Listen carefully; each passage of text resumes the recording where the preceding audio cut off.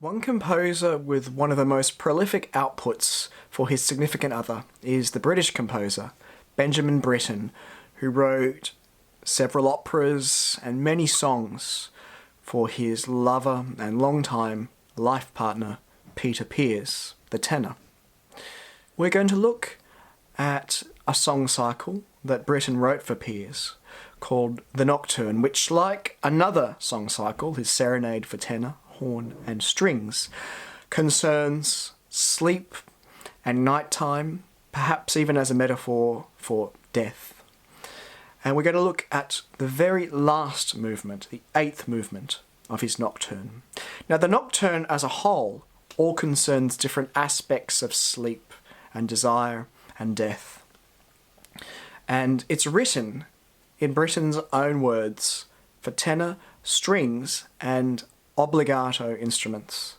Now, obbligato instruments in this sense are instruments that play an accompanying figure, but are solo and integral to the texture, hence they're obligatory.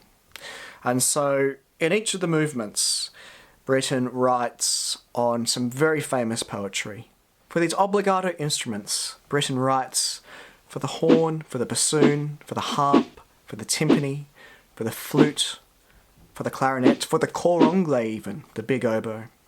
And then in this final movement, which he wrote to the text of Shakespeare's 43rd sonnet, Britten combines all these instruments and they play together, along with the strings. When most I wink, then do my eyes best see. Shakespeare's 43rd sonnet, and it keeps with this theme of dreams and sleep, perhaps as an allusion to death.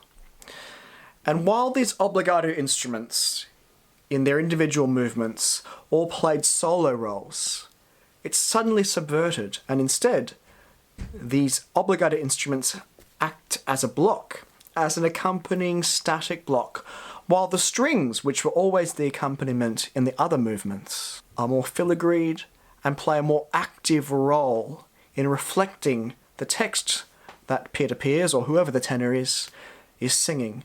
And it's this rocking motion that you'll hear in the strings, which is like a sleeper, teetering between being awake and dreaming.